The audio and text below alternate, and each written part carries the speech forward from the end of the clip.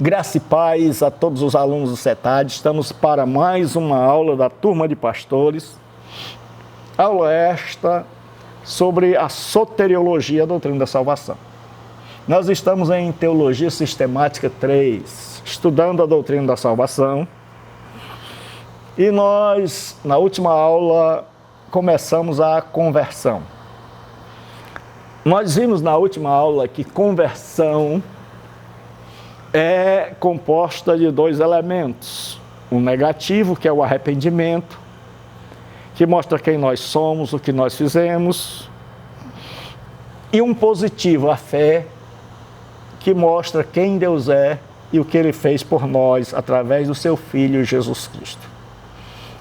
Nós vimos que uma pessoa só é convertida, que é a palavra epistrefo, conversão, ela só deu meia volta quando ela se arrependeu e creu.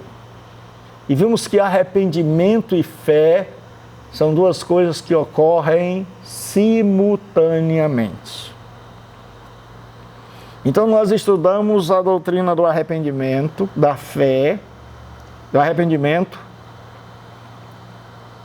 e nós vimos que o arrependimento tem três aspectos. Que é o aspecto intelectual, que nós compreendemos que estamos à margem, fora da lei de Deus. Tem o aspecto emocional, que nós nos sentimos tristes por termos ofendido e por estarmos condenados debaixo da santa lei de Deus. E o aspecto volitivo ou da vontade, onde nós tomamos uma decisão de agradar a Deus. Nós vimos na aula passada que um pouco sobre arrependimento. E hoje nós vamos dar continuidade sobre o que é arrependimento. Os meios que Deus usa para levar alguém ao arrependimento. O arrependimento é uma dádiva divina. Nós vimos que o arrependimento é dado por Deus. Ou despreza as tuas riquezas da sua benignidade, paciência e longanimidade, ignorando que a benignidade de Deus te leva ao arrependimento, instruindo com mansidão os que resistem, a ver se porventura Deus lhes dará o arrependimento para conhecerem a verdade. E ouvindo eles estas coisas, apaziguaram-se e glorificaram a Deus, dizendo, na verdade, até aos gentios deu Deus o arrependimento para a vida. O arrependimento é uma dádiva de Deus. Sem Deus, nós não nos arrependeríamos. Sem Deus, jamais seríamos capazes de nos enxergar como realmente somos. A pregação é o modo divino para conduzir ao arrependimento. Através da pregação do Evangelho aos não cristãos, os ninivitas ressurgirão no juízo. Com esta geração e a condenarão, porque se arrependeram com a pregação de Jonas. Uma pregação que no hebraico é constituída de 5 palavras. Daqui a 40 dias e Nínive será subvertida. O meio que Deus usa, por excelência, para levar alguém ao arrependimento chama-se pregação. Temos hoje uma carência de pessoas arrependidas, porque temos a falta de pregação sobre o arrependimento e de pregações bíblicas, de pregações que não sejam fruto da nossa mente, mas que sejam fruto extraído das Escrituras Sagradas. E em seu nome se pregasse o arrependimento e a remissão dos pecados em todas as nações, começando por Jerusalém. O meio por excelência que Deus usa é a pregação. Voltemos à pregação das Escrituras. Não precisamos inventar pregações, elas já estão. O que nós precisamos é explicar o texto da Escritura. Os ganhadores de vidas são instrumentos usados pelo Senhor. Eu evitei colocar aqui os ganhadores de alma, porque muita gente pensa que Deus só está interessado na alma. Eu não sei de onde tiraram, onde tem uma alma para Jesus. Mas Deus está interessado em todo o nosso ser. Saiba que aquele que fizer converter do erro do seu caminho um pecador, salvará da morte uma alma. Essa palavra nefesh, no hebraico, quer dizer uma vida, um ser humano, e cobrirá uma multidão de pecados. Deus está chamando homens e mulheres, a sua igreja, o seu povo. Então, os ganhadores de almas de vida são instrumentos usados pelo Senhor. Práticas religiosas não substituem o arrependimento. Produzi, pois, frutos dignos de arrependimento e não presumais de vós mesmos, dizendo, temos por pai Abraão. Havia uma crença, uma tradição no judaísmo, em que Abraão estava na porta do céu, semelhante à de Pedro, no cristianismo. Que Abraão daria livre acesso aos judeus. E João Batista diz, produzir frutos dignos de arrependimento, frutos de alguém que realmente se arrependeu, e não presumais de vós mesmos, dizendo, temos por pai Abraão. Os fariseus, eles achavam que tinham o reino dos céus, porque eram filhos, descendentes de Abraão. Aí ele disse, porque eu vos digo que mesmo destas pedras, Deus pode suscitar filhos a Abraão.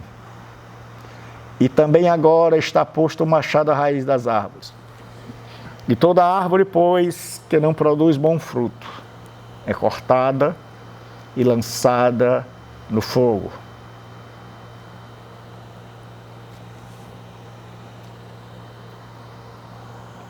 Nenhuma prática religiosa vai substituir o arrependimento. Não aceite ninguém que não tenha se arrependido. Uma religião pode fazer com que você se encontre em um grupo, mas jamais poderá fazer você encontrar o perdão de Deus. Cristãos também são chamados ao arrependimento. Deus não chama apenas os de fora. O cristão que se desviou do caminho do Senhor, ele é chamado ao arrependimento. Tiago diz assim, meus irmãos, se algum dentre vós se desviar da verdade, nós temos um monte de pessoas dentro das chamadas denominações, que já se desviaram da verdade, que já aderiram ao erro, que já seguiram uma diretriz que não é a diretriz da Bíblia, que já tem parâmetros que já não são parâmetros da Bíblia. Estas pessoas se desviaram da verdade. É possível uma pessoa estar dentro de uma denominação e não estar andando na verdade. É por isso que um pastor precisa pregar a verdade. E alguém o converter, ou seja, alguém fizer essa pessoa dar meia volta desse caminho de se desviar da verdade. E a única maneira de trazer alguém que se desviou da verdade é com a verdade, pregando a verdade. Saber que aquele que converteu o pecador do seu caminho errado, salvará da morte a alma dele e cobrirá uma multidão de pecados. Então, nós cristãos somos convidados a chamar pessoas que se desviaram da verdade. E nós, pastores, temos a obrigação de anunciar, de ensinar a igreja a verdade, mas há pessoas que vão se desviar da verdade. E estas pessoas precisam voltar à verdade. Os cristãos desviados pelo falso senso de segurança. Eu repreendo e castigo a todos quanto amo, sei pois zeloso e arrepende. A igreja de Laodiceia, Laos, povo, de que justiça? Justiça do homem, justiça do povo, justiça da gente, justiça do mundo. Esta igreja tinha feito um diagnóstico, porque ela era próspera financeiramente, porque ela se vestia, porque os seus membros se vestiam com roupas de grife. Eles achavam que estavam bem e que de nada tinham falta. E Jesus faz um diagnóstico completamente diferente, diverso, contrário. Jesus diz, rico sou e estou enriquecido e de nada tenho falta. Esse era o diagnóstico daquela igreja. Jesus disse, não sabes que és pobre, miserável, cego e nu.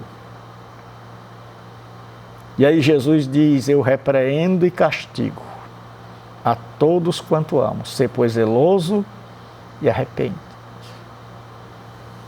Aquela igreja tinha uma falsa segurança. Eles achavam que, porque eram prósperos, porque tinham dinheiro, porque estavam com saúde, isso era evidência de que estavam agradando a Deus. E Jesus chama estas pessoas e diz que vocês não estão agradando a Deus. Tem muita gente que vai me ouvir, ou está me ouvindo agora. Quando esta aula estiver no ar, em que talvez você se encontre em lutas, em doenças, em terríveis tribulações. Mas isso não significa que você não está agradando a Deus. Por outro lado, tem pessoas que estão na zona de conforto. Pessoas que estão bem financeiramente. Pessoas que estão bem profissionalmente. Mas pessoas que espiritualmente, Jesus diz, são miseráveis, pobres, cegos, encontram-se nus. O arrependimento é a condição exigida por Deus para conceder o perdão. Quando nos arrependemos, nós temos garantido o perdão dos pecados. Disse-lhe Pedro, arrependei-vos e cada um de vós seja batizado em nome de Jesus Cristo para o perdão dos pecados. E recebereis o dom, que é o próprio Espírito Santo. O arrependimento precede o perdão dos pecados. Se nós nos arrependermos, Deus garante o perdão dos pecados, mas o perdão dos pecados só vem na base do arrependimento. B. Nossos pecados são apagados.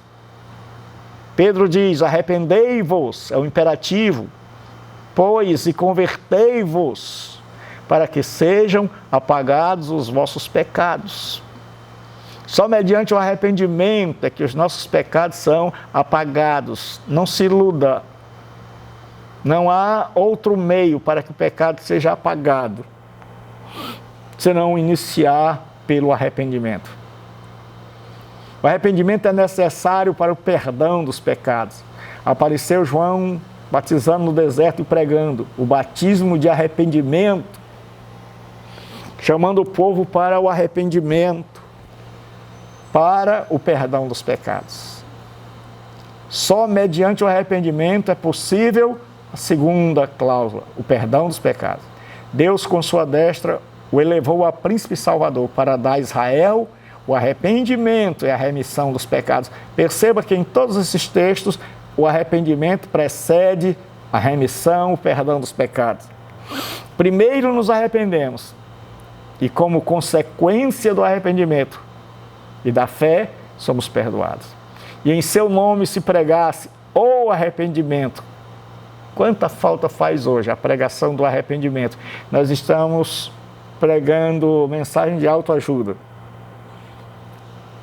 Mensagens que não ofendem as pessoas, no sentido de confrontar seus pecados. Por isso elas não se arrependem. O arrependimento é a remissão dos pecados. Sempre o arrependimento precede. O arrependimento, sua necessidade e evidência. A necessidade do arrependimento.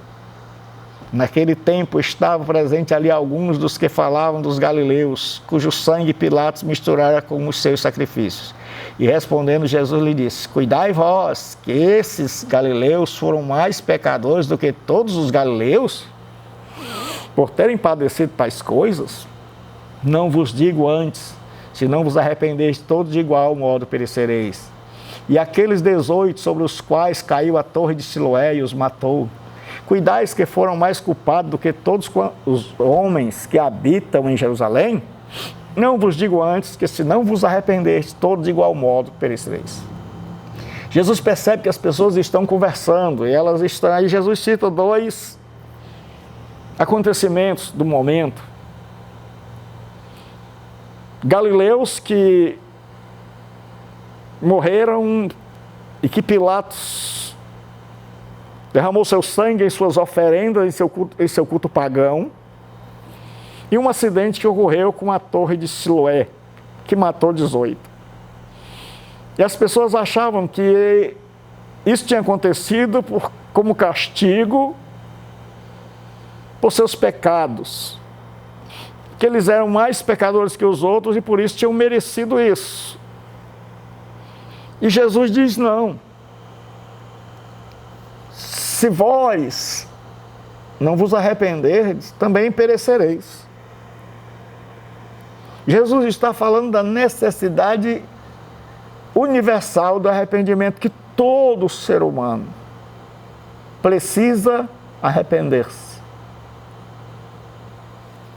O arrependimento, a evidência do arrependimento. Todos precisam se arrepender. Qual é a evidência? Produzir, pois, frutos dignos de arrependimento. O arrependimento é algo que ocorre em nosso interior. E como consequência, externalizamos esse arrependimento através de uma mudança na maneira de conduzir a vida, na maneira de dirigir os negócios, na maneira de conduzir o casamento, na maneira da fé, na maneira do comportamento, na maneira de como dirigimos e como organizamos a nossa vida. Que Deus produza em nós frutos dignos de alguém que se arrependeu. Ele diz: e não comeceis a dizer em vós mesmos, temos por pai Abraão, porque eu vos digo que mesmo destas pedras Deus pode suscitar filhos a Abraão. A evidência do arrependimento são os frutos de uma nova vida, de uma nova maneira de viver. O segundo elemento do arrependimento é a fé, da conversão é a fé. Arrependimento é a parte negativa, fé é a parte positiva. A etimologia, a palavra fé, vem do hebraico emuná. Significa fé, confiança, firmeza, constância, lealdade, fidelidade.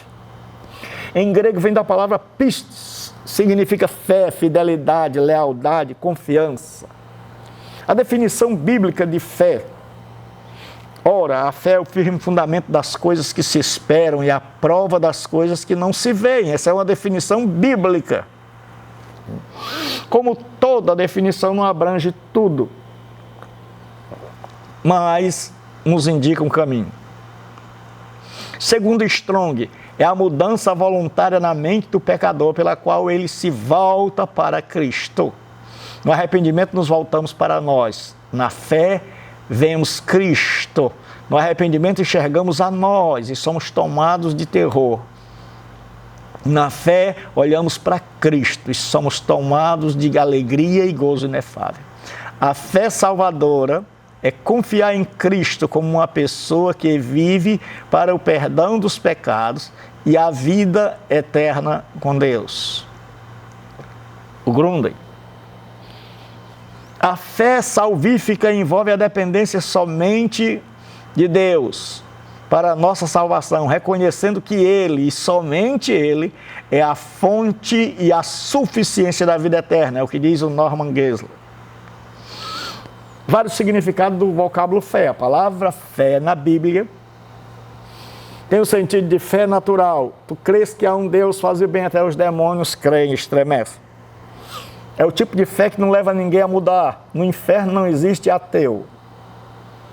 Essa é uma fé que as pessoas já nascem com elas, são derivadas delas serem a imagem e semelhança do Altíssimo.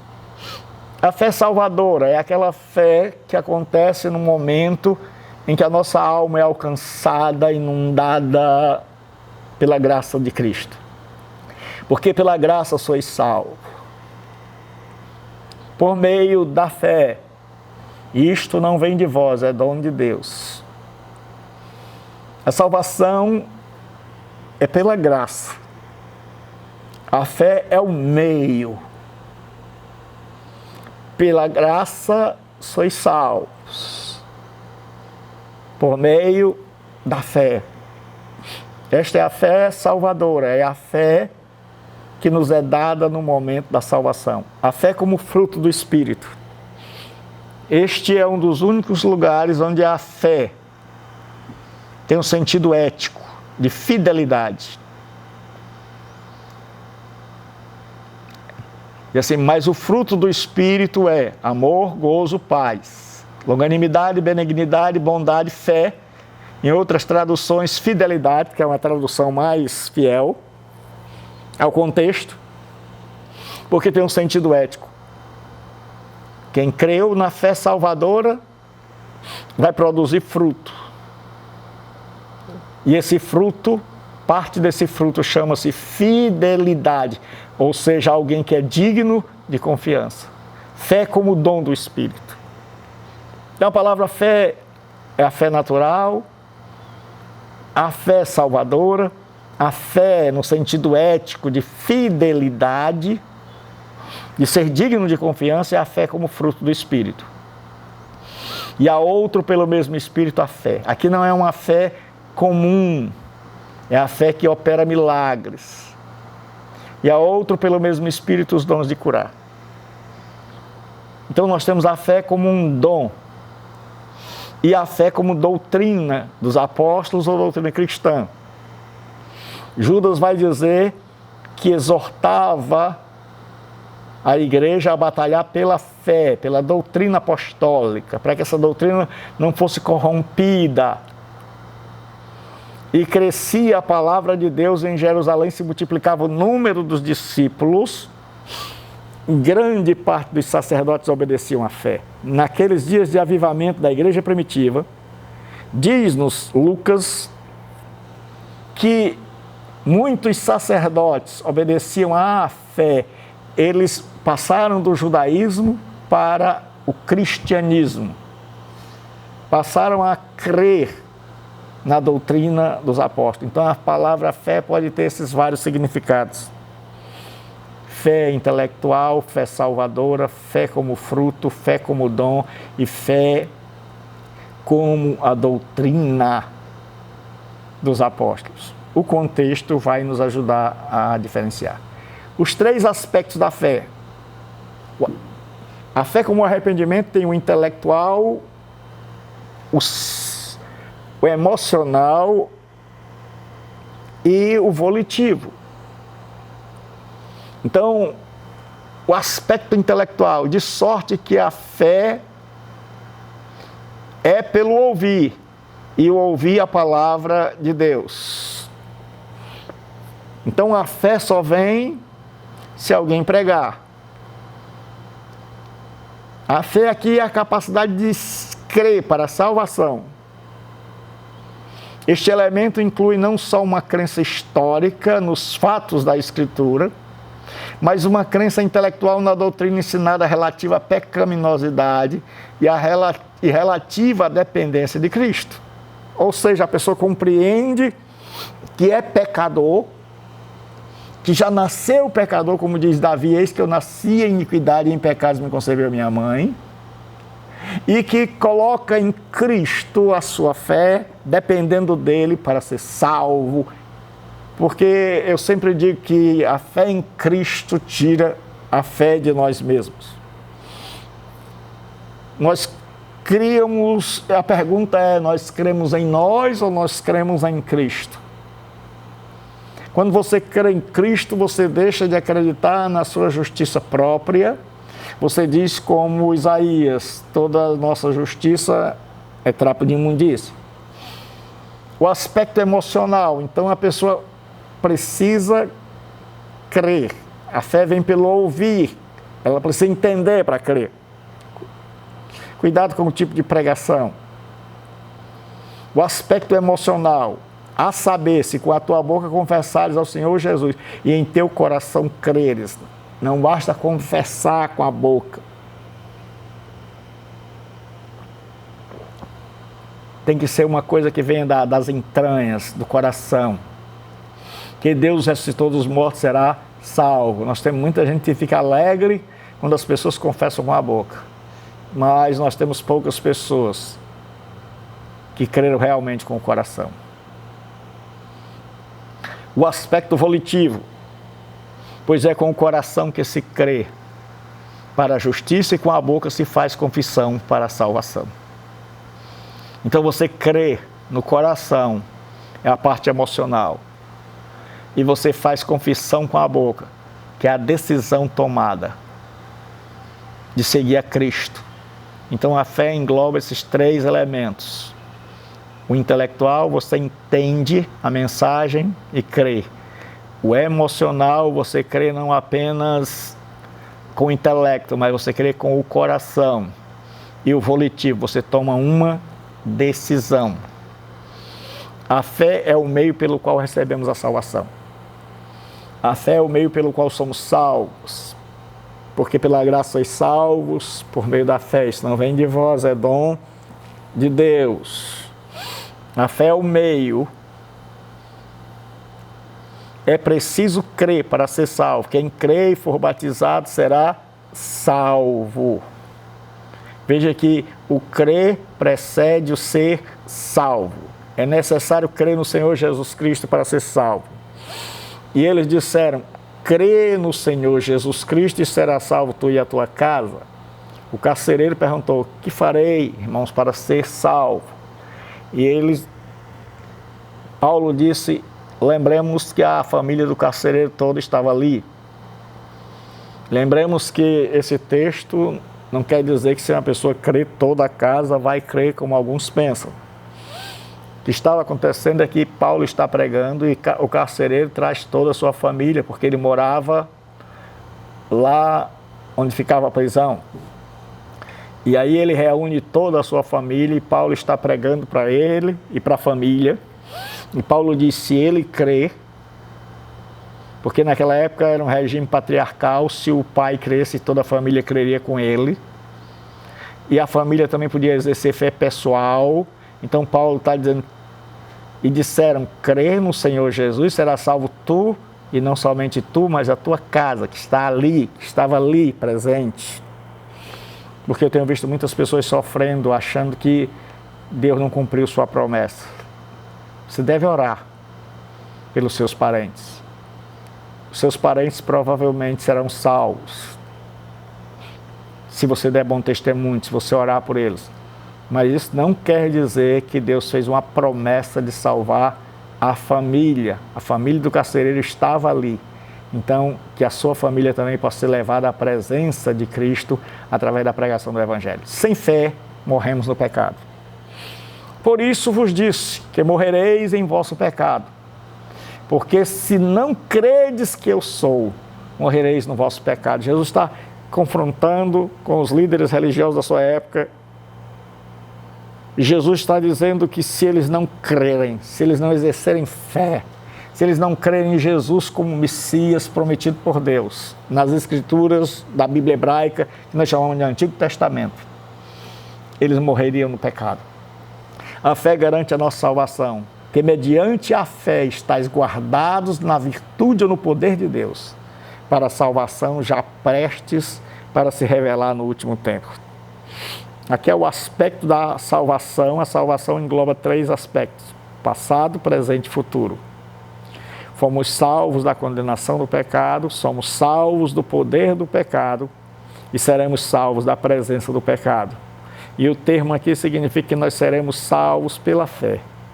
Pela fé nós estamos guardados pelo poder de Deus para esta salvação, para esta consumação da salvação, para a glorificação, já prestes para se revelar no último tempo.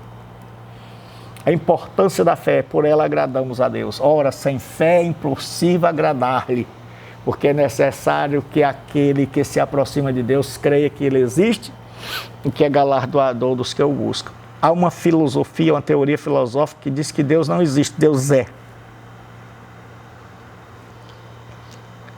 nós queremos dizer que a Bíblia diz que Deus existe. E Deus existe para te abençoar. Deus é. E Deus existe. Nós estamos findando mais uma aula do CETAD, aula de soteriologia, dizendo que Deus abençoe a cada um e até a próxima, em nome de Cristo. Amém.